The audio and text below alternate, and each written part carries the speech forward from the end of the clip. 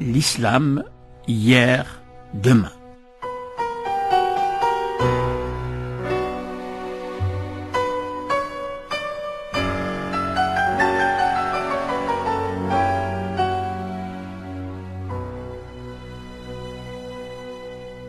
Chers auditeurs, Ramadan Mubarak wa Maqboul Inch'Allah, je reviens sur l'abolition du sultanat ottoman par Atatürk et l'introduction en Turquie.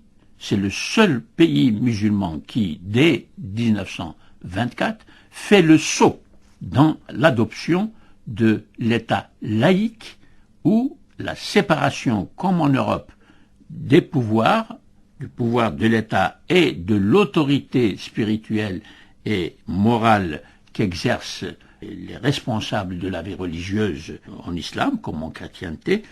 Et ça, c'est une date importante qui va créer une réaction dans les pays musulmans contre cette décision, parce que les musulmans ont ressenti cette abolition du califat, du sultanat.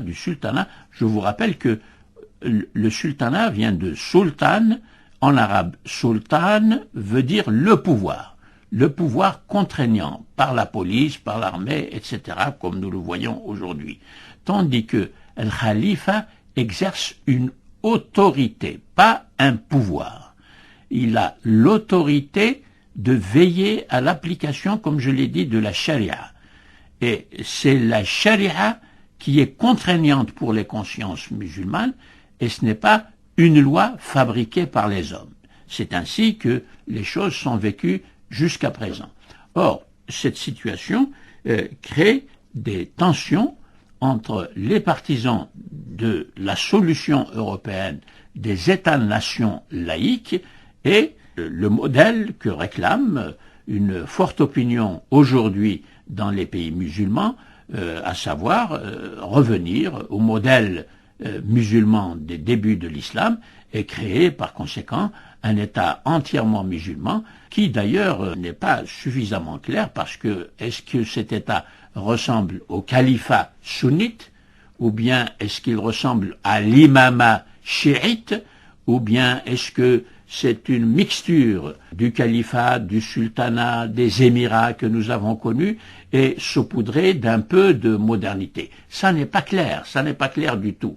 Et cette question, ça prouve que cette question n'est pas encore suffisamment étudiée par les juristes, et même si il y a des ouvrages qui ont étudié cette question, ces ouvrages-là ne sont pas enseignés de façon claire.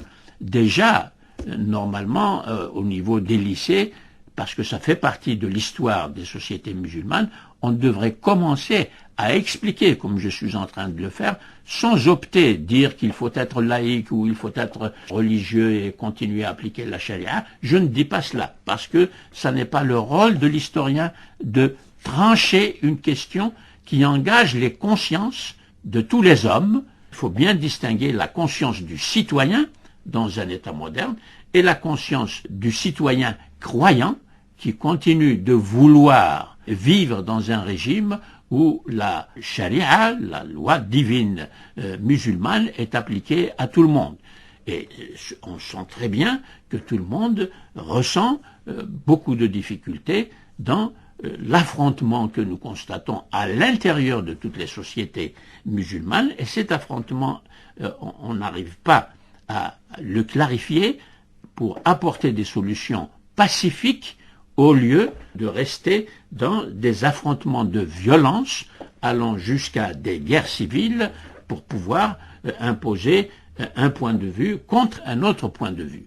C'est pour cela qu'il est souhaitable que la question du droit, pas seulement du droit privé, du droit civil, du droit commun, de tout ce qui se passe en société dans les rapports entre les membres de la société, mais surtout ce qu'on appelle le droit constitutionnel. Les pays musulmans ont des constitutions, mais dans ces constitutions, chez la plupart d'entre eux, excepté justement la Turquie, il est mentionné dans la constitution que l'islam est la religion officielle de l'État et pour la société.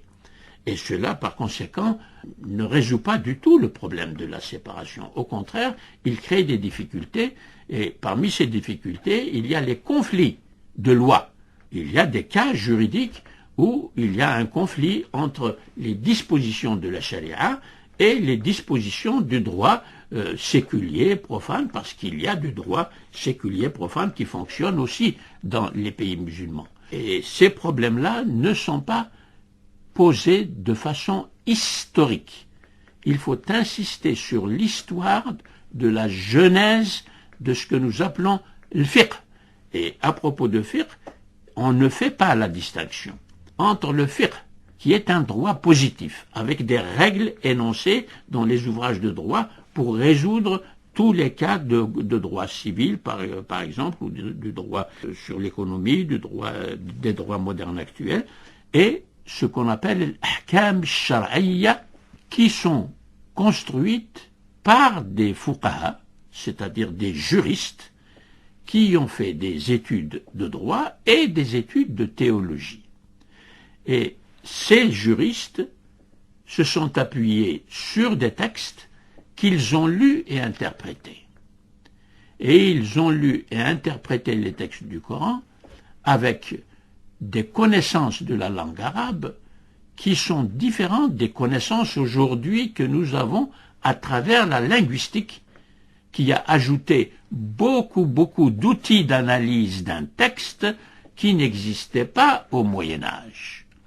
De même, il y a aussi l'intervention de l'historien des textes coraniques. Les connaissances qu'avaient les fuqaha au Moyen Âge lointain, au temps où les méthodes modernes de l'histoire n'existaient pas, ne sont pas du tout les mêmes que celles que peuvent utiliser aujourd'hui les juristes pour renouveler la question de la responsabilité intellectuelle et scientifique dans le passage des textes fondateurs de la loi, des textes appelés révélés, et l'ahkam shar'iyya, qui sont le résultat de décisions d'hommes comme nous, qui ont étudié comme nous, et qui, par conséquent, peuvent, eux, se tromper, et cela nous devrait ouvrir les portes pour une réflexion moderne au sujet du passage des textes, encore une fois révélés,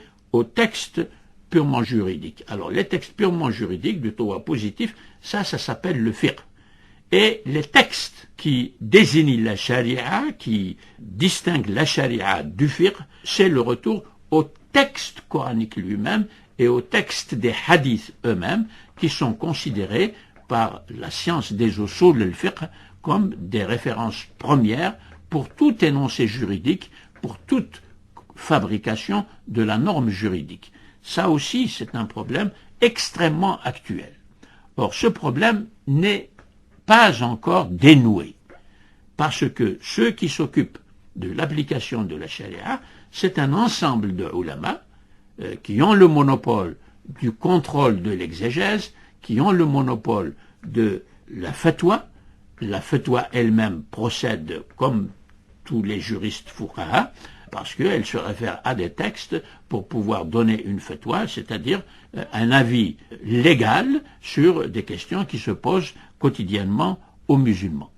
Voilà des questions d'une actualité brûlante sur lesquelles, malheureusement, je ne peux pas aller au fond des problèmes et expliquer suffisamment pour que vous tous, auditeurs qui êtes concernés, surtout pendant le mois de Ramadan, vous puissiez participer activement à des débats ouverts et à des connaissances, faire circuler des connaissances par ces débats dans les sociétés, toutes les sociétés musulmanes contemporaines. À demain.